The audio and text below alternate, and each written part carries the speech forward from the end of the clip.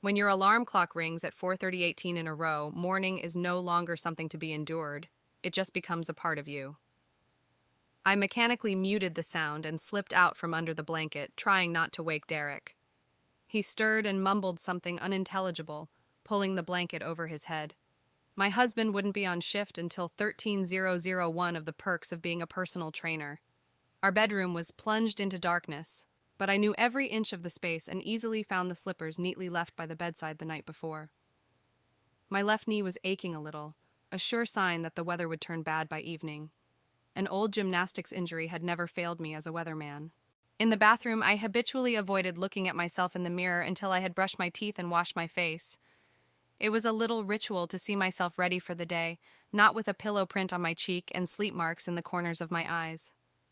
34 is an old age, but it's not youthful either, especially when you work out at a fitness club, surrounded by trim bodies and firm muscles. 20 minutes later, I was already sitting in the kitchen with a cup of coffee and a tablet, looking over the class schedule for the day. Tuesdays were always busy, morning group classes for housewives, the afternoon rush of office workers on their lunch break, and the evening rush after 6. I made a note to check the air conditioning in the cycling room. 2 clients had complained of stuffiness yesterday. The house was immersed in silence, with only the ticking of the wall clock telling time. That clock, a wedding gift from Derek's parents, was the only thing left of his family in our house. His father had never forgiven his son for choosing to work as a regular coach, instead of pursuing a career as a professional athlete. The college money was their last gift before the relationship finally froze. At 5 o'clock, I was already driving through the deserted streets of our small town. The Shape was located in a shopping center on the outskirts, not the most prestigious place, but with convenient parking and affordable rent. The club opened at 6, and I always arrived an hour beforehand to check all the systems, turn on the pool heating, and review the night shift reports. I parked in my usual spot, an unspoken privilege earned over the years. My spot, my parking lot, my club. After all these years, the Shape seemed more mine than Robert Fish himself, who showed up here once a week to check reports and play big boss. Inside, it smelled like chlorine and cleaning supplies. Gloria, the night janitor, had left a note on the front desk as usual. Problem with the shower in the women's locker room, stall number 3. I sighed and added that to the task list for the plumber. Another leak, another bill that Robert would put off until the last minute. By 6 in the morning, I'd already met my first visitors, a group of office workers who'd come in for a swim before work. Jim Hansen, the manager of the local bank, waved me over. "Good morning, Lara. How's your knee? It's going to rain, isn't it?" "Yeah, it'll be pouring by lunchtime," I smiled as I logged him in. "Road number 4 is free, as usual." "You're better than any meteorologist." He winked and headed for the locker rooms. "We've replayed this scene every Tuesday and Thursday for the past 5 years. Predictability is an underrated quality of life. By 8 a.m., the club was buzzing with activity. I was doing paperwork for the sports nutrition suppliers when the phone on the counter rang. "Administrator Lara, how can I help you?" "Lara, come into my office." Robert Fish's voice sounded unusually formal. I frowned. Robert rarely showed up this early, and even more rarely called me into his office. We usually discussed things during his weekly visits, over lunch at the cafe across the street. "I'll be right there," I said, glancing at my watch. It was still half an hour until the first break. I asked Tammy, the petite blonde from the sports nutrition bar, to watch the counter and headed to the far end of the building where the principal's office was located. Tammy was in her 2nd month with us, studying nutrition and planning to become a nutritionist. Along the way, I machine-corrected the bulletin boards and marked places where the cleaners had missed dusting. Robert's office was a standard office space with a pretension to luxury, a leather armchair, an expensive dark wood desk, and a few sports awards on the walls, most of which didn't belong to him, but to former club employees. The only personal items were pictures of his watch collection, an odd hobby for a man who was constantly late for meetings. When I walked in, Robert was sitting at his desk, with an unfamiliar woman sitting across from him. Tall, trim, with perfect posture and a cold, appraising gaze. Her brown hair was gathered into a perfect ponytail, revealing a sculpted face with pronounced cheekbones. She was wearing an expensive tracksuit that looked like she'd shot for the cover of a fitness magazine on her way here. "Ah, Lara." Robert stood up, showing off the new watch on his wrist, apparently a recent acquisition. I'd like you to meet Sheila Carrick, our new manager. I felt something clench inside me. New manager? We've never had a manager. Robert ran the club, I did the administration, and everything ran smoothly for years. A manager? I asked, trying to hide my confusion. What happened to Paul? Paul Gentry was our marketing administrator, the closest position to manager that existed in the club. Paul decided to focus on his sports nutrition chain. Robert spoke a little too cheerfully, avoiding looking me in the eye. Sheila is a two-time CrossFit champion. She has a degree in sports management and experience working for major fitness chains in Chicago. Sheila stood up and extended her hand. Her handshake was firm with a hint of dominance. I've heard about your dedication to the club, Lara. Her voice was low and confident. 18 years in one place is impressive. 17 years and 8 months, to be exact, I corrected, mentally cursing myself for being petty. The corner of her mouth twitched into a hint of a smile, but her eyes remained cold. Sheila will be overseeing the modernization of the club, Robert continued. New programs, state-of-the-art equipment, a fresh approach to marketing. The shape needs an upgrade. We've stood still for too long. I didn't realize we were in trouble, I remarked. Profits have been stable for the last 3 quarters, and new memberships are up 7%. Stability is stagnation in our business, Sheila parried, tapping her long fingernails on the table. A modern fitness club should be a dynamic center for healthy living, not just a place with machines. Robert nodded in time with her words like a Chinese dummy. Sheila has already prepared a plan for the changes. He handed me a glossy folder. The first phase will begin next week. There will be a general staff meeting at 12 o'clock today where Sheila will present her vision. I took the folder, feeling my knee aching, a sure sign of stress. Sure, I said in a neutral tone. Anything else? Anything? Yes, Sheila smiled. But the smile didn't touch her eyes. I'll need full access to the accounting systems and client base, and it would be great if you could show me the ins and outs of being a receptionist. I like to know the business inside out. My business, my systems, my clients, I wanted to say to myself. Instead, I nodded. No problem. When would be a good time for you to start? Right now, if you don't mind. For the next 3 hours, I spent the next 3 hours showing Sheila the club's systems while answering phones, solving customer problems, and coordinating the staff.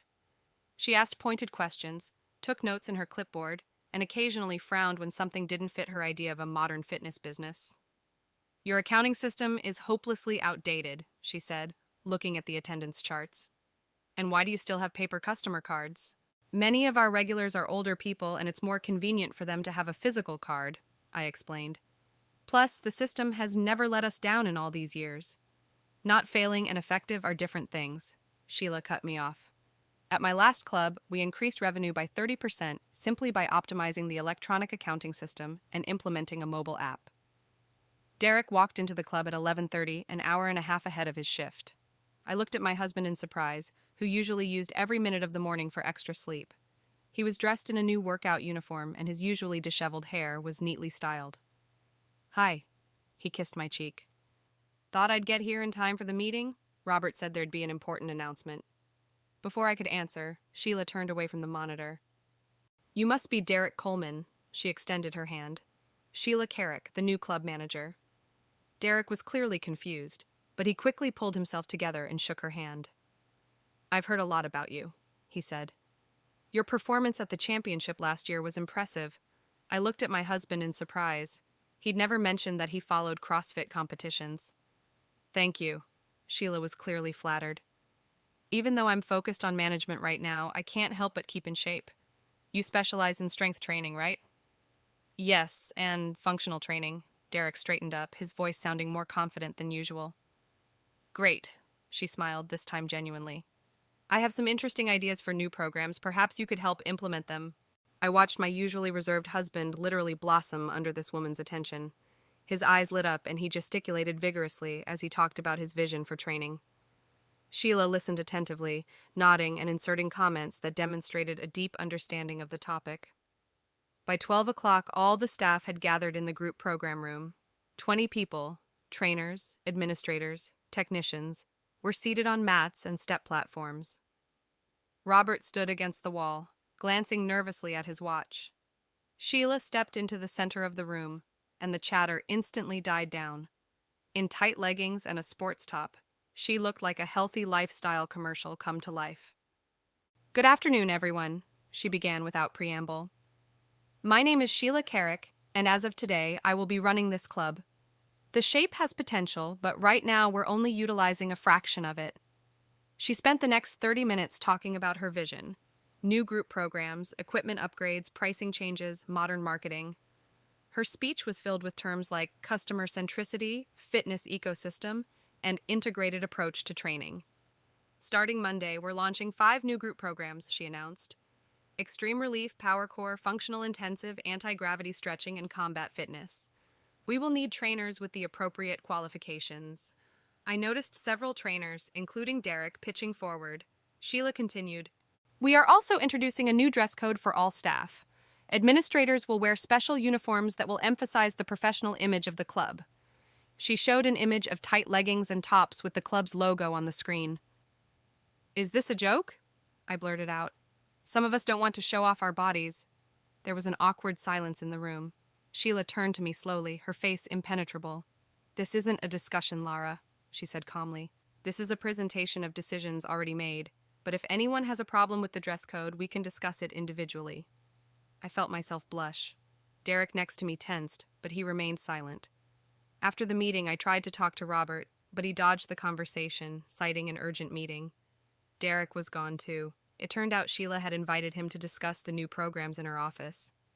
I went back to the receptionist's desk, feeling like I'd been thrown overboard on the ship I'd been steering for 18 years. My knee was aching more and more, and I massaged it under the desk. "Is everything okay?" Tammy asked, noticing my condition. She approached from the sports nutrition bar, holding a protein shake. "Yeah, it's just going to rain," I replied, even though we both knew it wasn't just the weather. Derek returned an hour later, lively and excited.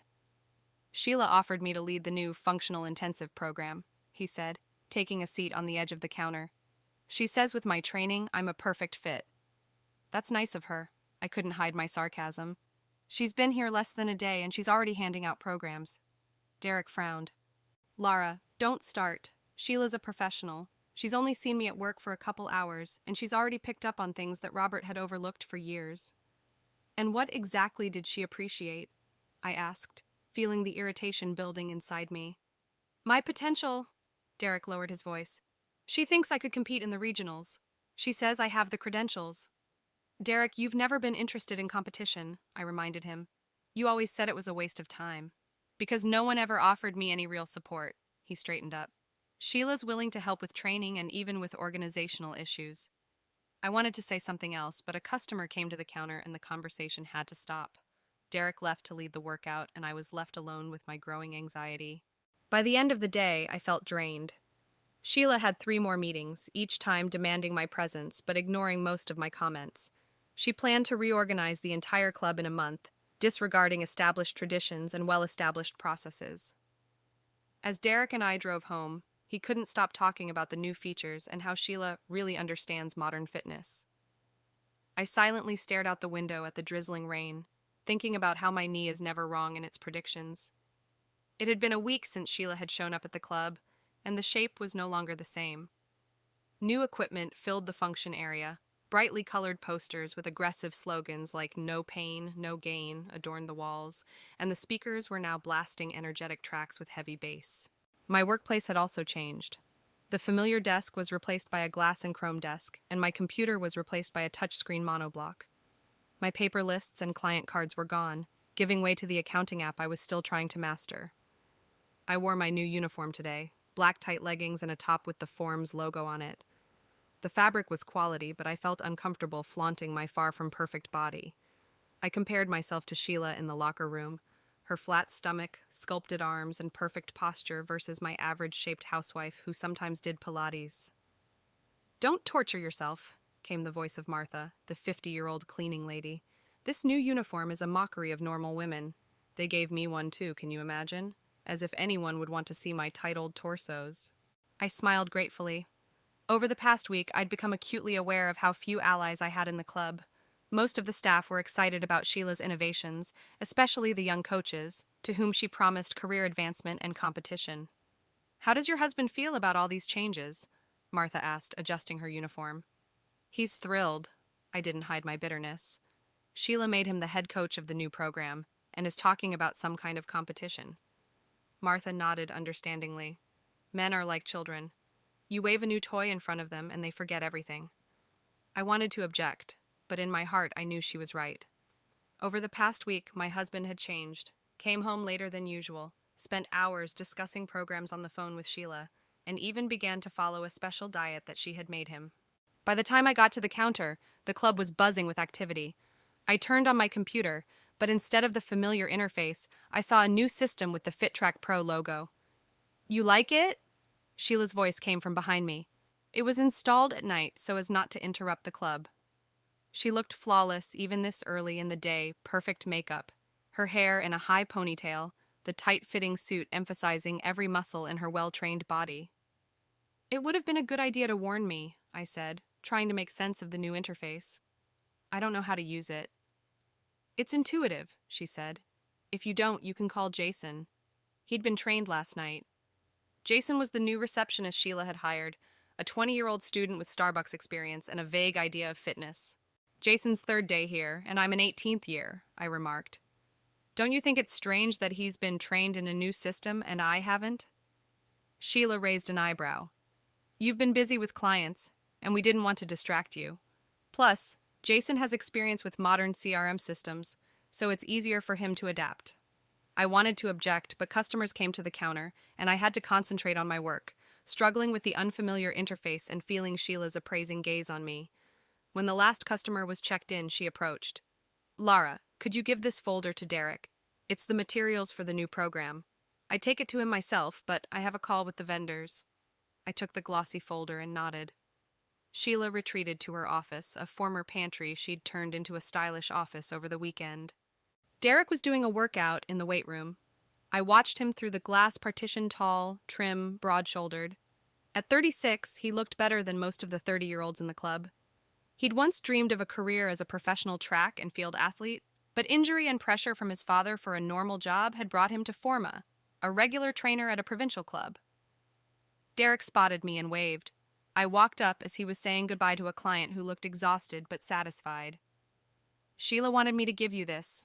I held out the folder. Derek opened it enthusiastically. Great! The manuals for the new program. We're launching it next Monday. We? I asked, noting the plural. Sheila will be overseeing the launch personally, he explained, flipping through the pages. She thinks it will be the club's flagship program. Look at all the complexes. Real high-level functional training. I glanced at the pages filled with photos and exercise diagrams. To me, with a degree in sports administration, it looked like a regular high-intensity program, nothing revolutionary. It looks intense, I said neutrally. Exactly! Derek glared. Sheila says that modern training should be on the edge of possibility. It's the only way to make a breakthrough. How long have you been interested in competition? I asked, trying to sound casual. You've never mentioned it before. Derek shrugged. I've always thought about it, I just haven't had the opportunity. Sheila thinks I have a chance at the regional level. Says I have potential. Competitions? It'd be nice to give it a shot. I noticed him glancing at his reflection in the mirror opposite, fixing his hair, a gesture I'd never noticed before. What do you think? He asked expectantly. I wanted to say that it all seemed strange, that Sheila was obviously pursuing her own agenda, that he was 36 and it was crazy to start a competitive career at that age. But instead she said, If that's what you want, I'll support you. His face brightened and he gave me a big hug. Thank you, Lara. I knew you'd understand. I really need this opportunity. The rest of the day was spent battling with the new accounting system. By the evening, I was feeling drained. Tammy from the sports nutrition bar came over to help a few times. The girl was surprisingly tech-savvy. Are you okay? She asked when I couldn't find the right function for the third time. You look exhausted. Just tired. I rubbed my temples. This new system is killing me. It's not that complicated. Tammy showed me a few key combinations. See, if you press here and here, you get quick access to the client database. And if you press here, it gives you access to the class schedule. How do you know that? I was surprised. Sheila gave us all a guide to the system last week, she stammered. Didn't you get it? I shook my head slowly, feeling something cold curl up in my stomach. so everyone got the manual but me. An accident or a deliberate move? At 7 p.m., just as I was about to leave, Sheila came out of the office with a group of coaches, including Derek. They all looked as excited as schoolchildren after a successful field trip. "Lara, it's great that you're still here." Sheila walked up to the counter. "I wanted to remind you about Robert's birthday party this Friday. We're organizing an outdoor picnic with various competitive contests. We're meeting at Pine Grove Park at 2 p.m. Sportswear is required." "Yes, I remember," I nodded. Robert's annual birthday party was a club tradition. It was usually a simple dinner at a pizza place or a barbecue in someone's backyard. Outdoor activities were a novelty. "That's great," Sheila smiled. "I've prepared some surprises for the team. I think everyone will enjoy it." She turned to Derek and the other coaches. "Okay, here's the deal. Tomorrow morning at 6 a.m., meet in the gym for a tryout on the new program. Derek, don't forget to bring your intensification notes." 6 a.m.? I asked my husband after they left. "You hate early risers." Derek shrugged. "Sheila says serious athletes train early in the morning when cortisol levels are optimal for muscle growth. Plus, the gym is still empty at 6, so you can use all the equipment." On Friday, the day of the corporate event, I was more nervous than usual. Something told me that this day could be a turning point in my relationship with my husband and work. I chose comfortable sweatpants and a t-shirt, practical enough for outdoor activities. Derek wore a new tracksuit I hadn't seen before. When I asked where it was from, Derek replied, "Sheila recommended some stores with good sportswear. She said that with my build, I should wear tight-fitting models." I remained silent, but something inside tingled unpleasantly.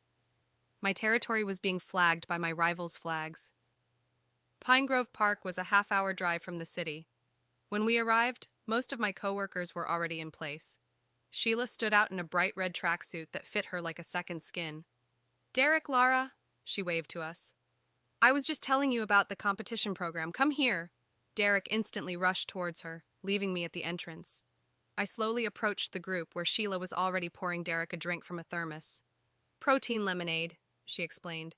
"A special recipe to keep him hydrated during intense exercise." I took the plain water and walked back to Martha, but I kept catching myself watching Sheila and Derek. They were surrounded by young trainers, and Sheila was talking excitedly. Derek was looking at her with an admiration I hadn't seen in his eyes in years. Robert showed up half an hour later, wearing a new tracksuit and a new watch.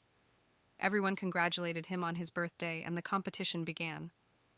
Sheila divided everyone into teams, with Derek on her team and me on the accounting and technical staff. "It's not nice, is it?" Martha said quietly. "It's like when you get picked last in school." "It's just a working relationship." I tried to sound convincing. "Derek's passionate about the new program." "Of course," Martha rolled her eyes. "And I'm into quantum physics. Lara, open your eyes.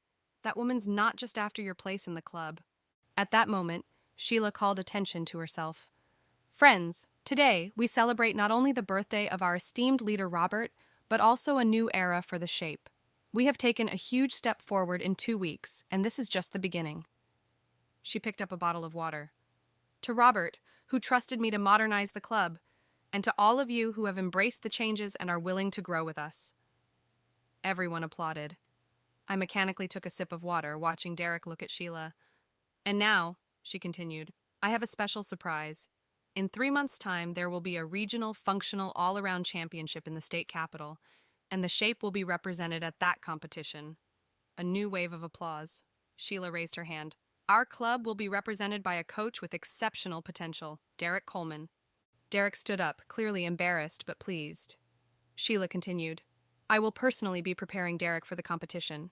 And what's more, Robert has agreed to sponsor his participation, to pay for all travel and lodging expenses."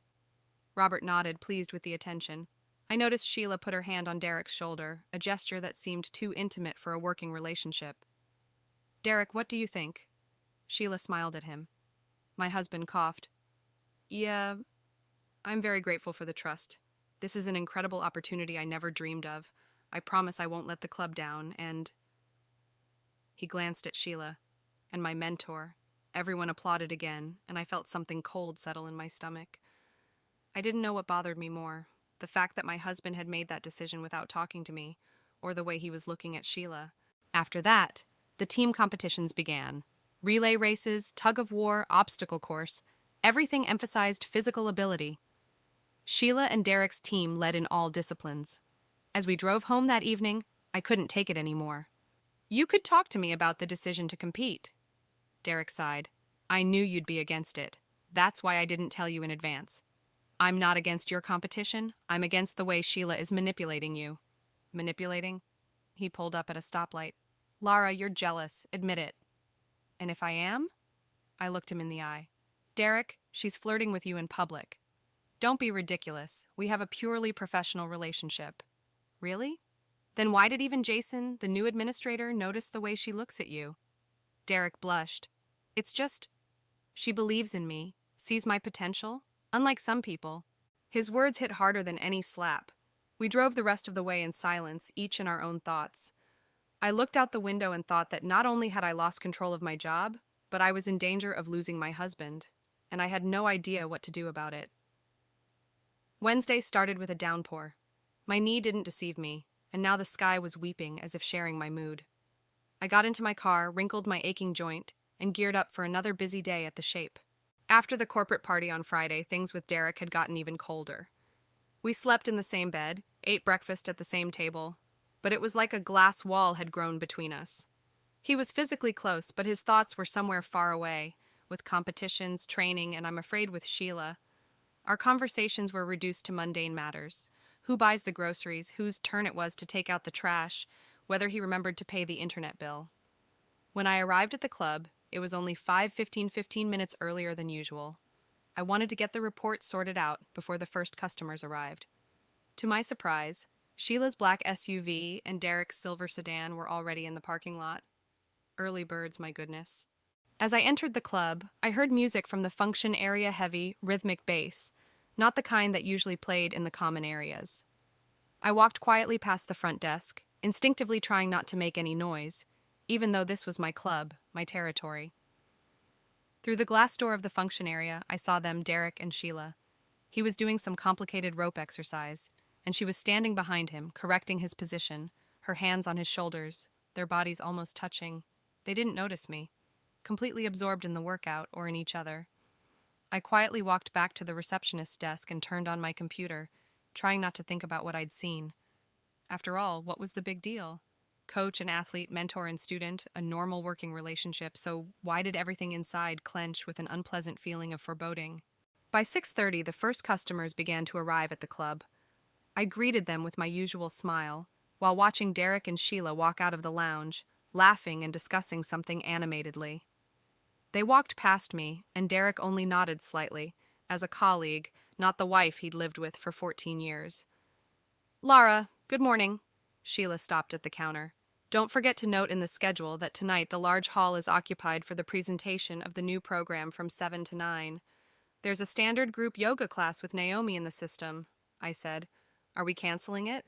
Yes, of course, she shrugged. I've already alerted clients through our new app. Those who want can join the presentation for free. Does Naomi know? I asked. Naomi had been with us for 5 years, and her yoga group always had a full house. I left her a message. Sheila looked at her watch impatiently. If you have any questions, tell her it's a direct order from management. She left without waiting for an answer. Derek followed her, tossing me over his shoulder. I'll see you tonight. I dialed Naomi to tell her personally that the class had been canceled. As I suspected, she hadn't gotten any messages from Sheila. Oh, really? She sounded annoyed. I have 15 people in my class today. Where am I supposed to put them? Why don't we move them to the small room? I suggested it. It's free at this time. The small room is not a yoga room, and you know it, Naomi sighed. Okay, I'll call everyone and apologize, but I'm not thrilled about this sudden change. I'll take your opinion to management, I said, even though we both knew it wouldn't make a difference. The day dragged on slowly. I fiddled with the new system, answered disgruntled calls from clients in Naomi's group, and watched Derek and Sheila retreat to her office to discuss program details. Several times I noticed them coming out of there with flushed faces and slightly disheveled hair. Perhaps they were really discussing something very passionately. At 6 p.m, Derek approached the receptionist's desk. Lara, I need to stay late after the presentation. We're dropping off new equipment for the function area. Don't wait for me, go home. Okay, I nodded. Will you be long? I don't know how it's going to work out. He looked impatient. Look, I have to get ready for my presentation. I'll see you at home.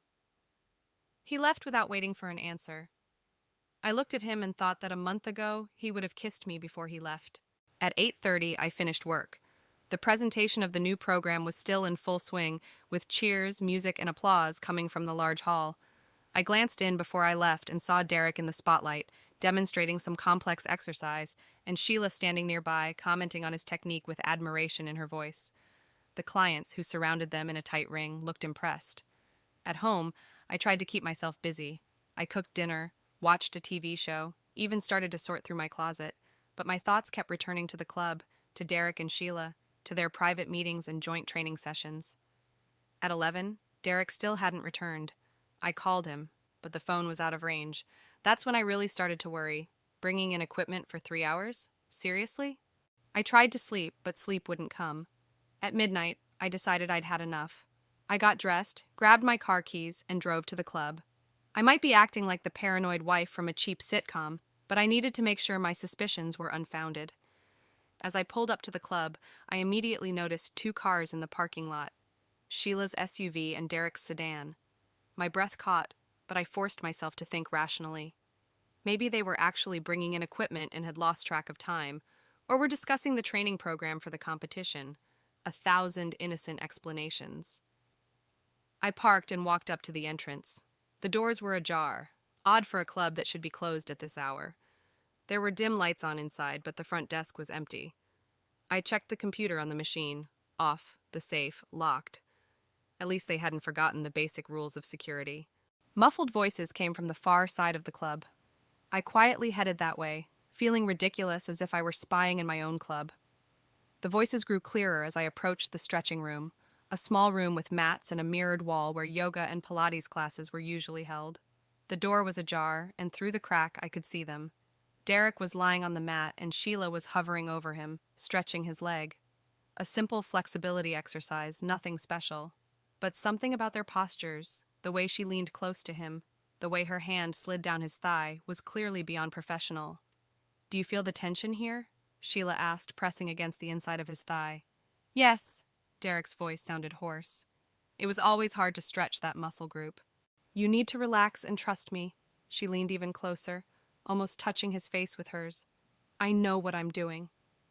At that moment, the door creaked under my hand, giving away my presence. They both turned sharply. Sheila returned to her professional pose almost instantly, and Derek sat down on the mat, his face blotchy red. "Lara?" He looked surprised and guilty. "What are you doing here?" I could ask the same thing. My voice sounded calmer than I felt.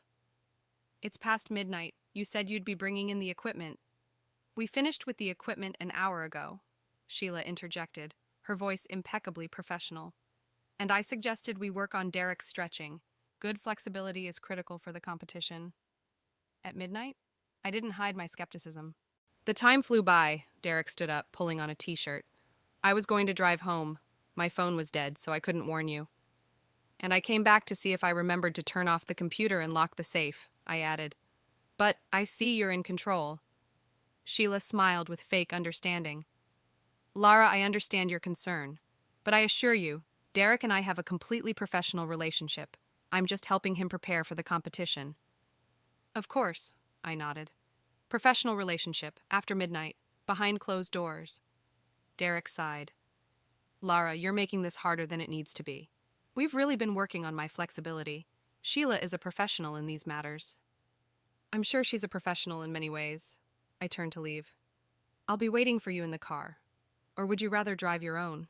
Derek exchanged a quick glance with Sheila, then turned to me. "I'll take mine. I'll see you at home." I walked out of the hall, feeling my insides boiling with anger and resentment. Without even saying goodbye, I headed toward the club's exit, hearing their muffled voices behind me.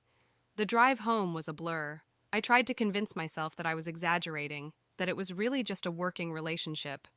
But the picture I saw in the stretching room said otherwise. Derek arrived 40 minutes after me. I was sitting in the kitchen with a cup of cooled tea when I heard the front door open. "Lara?" He walked into the kitchen, looking tired and tense. "We need to talk." "Yes, we do," I set the cup on the table. What's going on between you and Sheila? Nothing. He sat down across from me. She's my coach, my mentor, nothing more. Derek, I saw her touching you. That went beyond coaching. You saw a simple stretching exercise. He shook his head. You made up a whole story for yourself. Lara, you're just jealous that someone believes in me more than you do. Believes? I felt anger rising inside. Or is it using?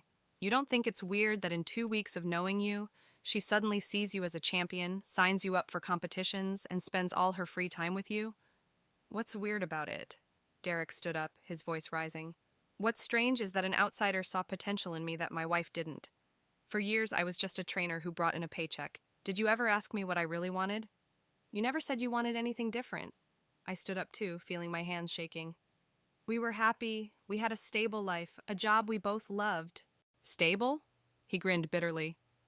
More like stagnant. Years of the same thing, the same workouts, the same clients, the same conversations in the evening. Sheila showed me that it could be different, that I could be more than just a provincial trainer. So what are you going to do? I asked, feeling something inside me snap. Go off with her to conquer the heights of sports? Derek shook his head. I'm not going away. I'm going to compete in regionals and then maybe nationals. And Sheila is going to help me do that because she believes in me.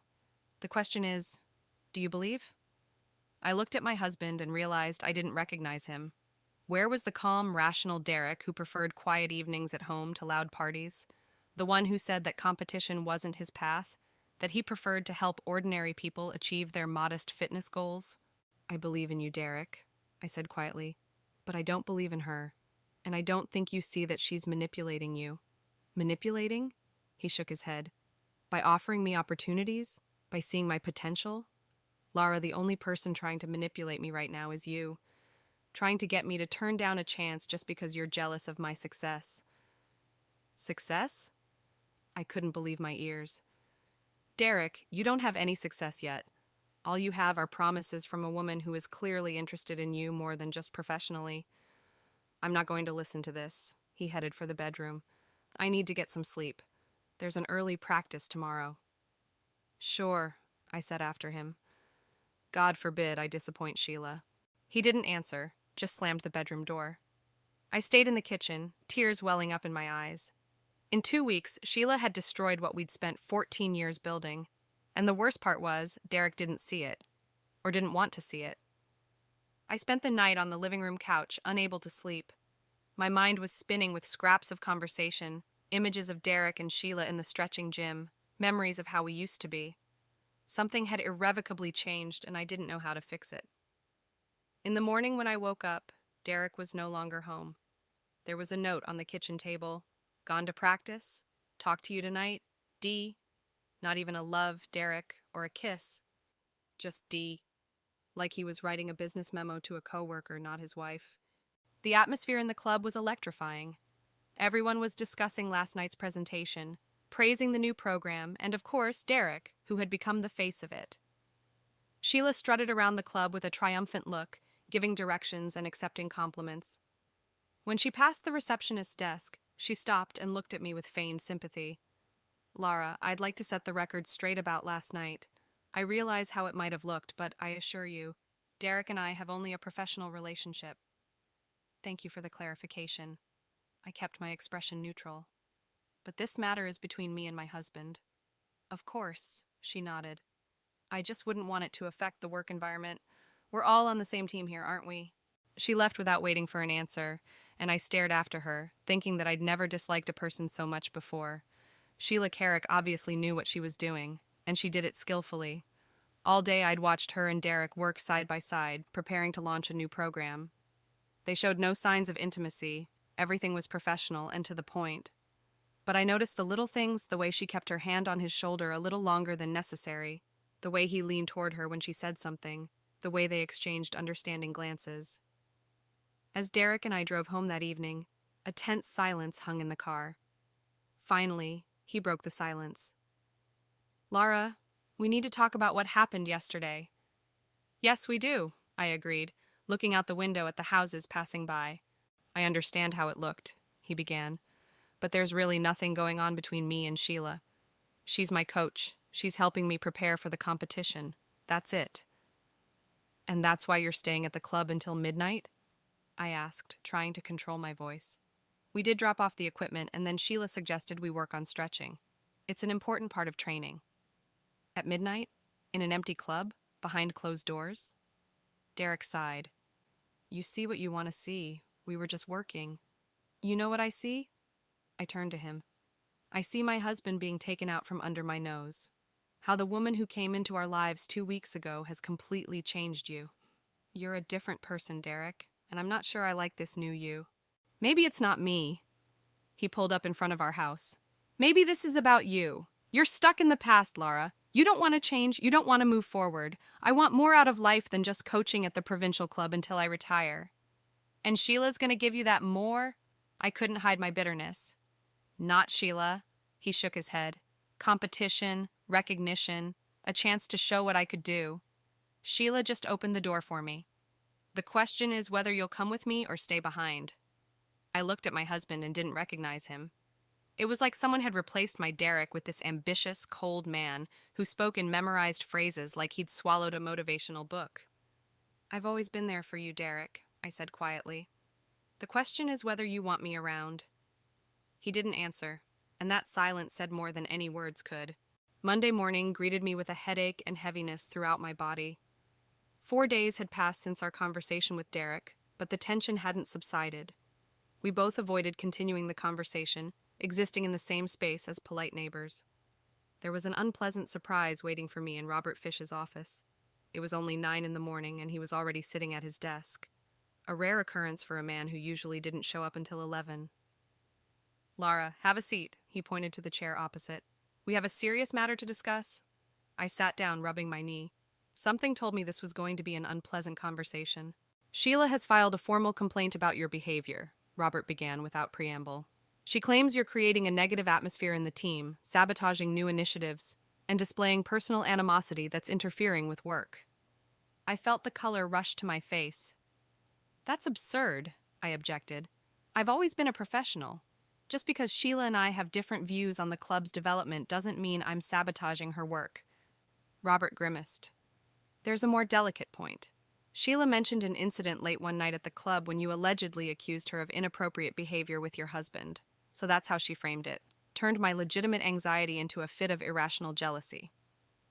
Robert, I caught the two of them together after midnight in an empty club, I tried to say calmly. They weren't bringing in equipment, as Derek claimed. They were in the stretching room, and the situation looked ambiguous. Lara, Robert held up his hand. I don't want to get into your personal affairs, but as a club director, I have a duty to respond to formal complaints. Sheila is a valuable employee who has brought many positive changes in a short time. And I'm not a valuable employee? I asked, feeling my anger rising. 18 years on the job doesn't mean anything? Of course it does. Robert looked uncomfortable. That's why I'm not taking drastic measures, but I have to give you a formal reprimand, and to warn you that if this happens again, the consequences will be more serious. I sat stunned. A reprimand.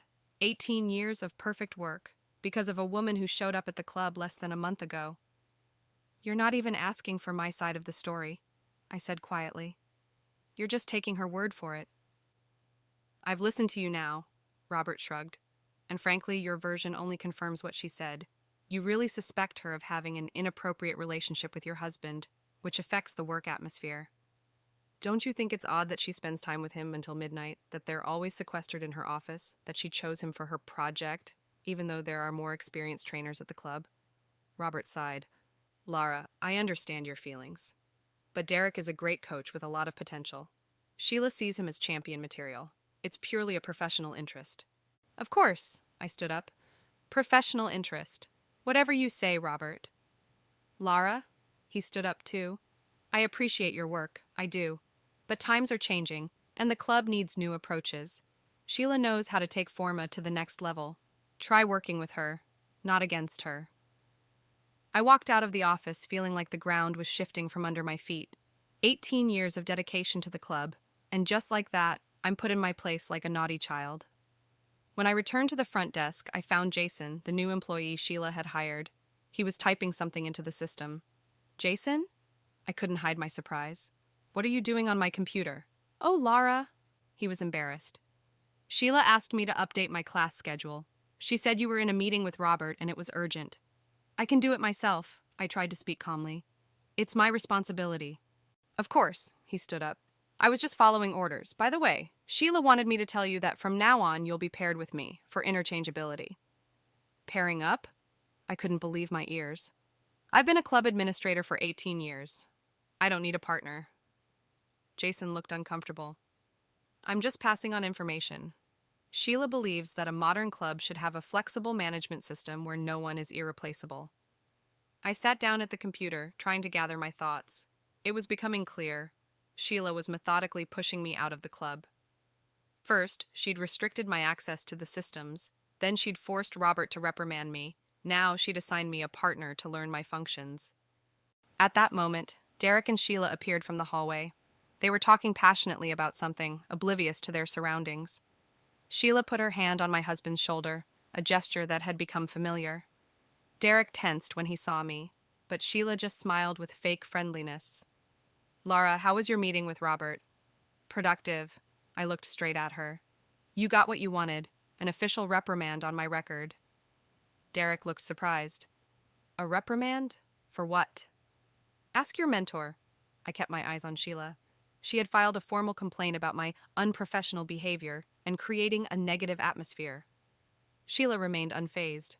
I regret having to resort to such measures, but your behavior does interfere with the work of the club, especially these unfounded suspicions about me and Derek.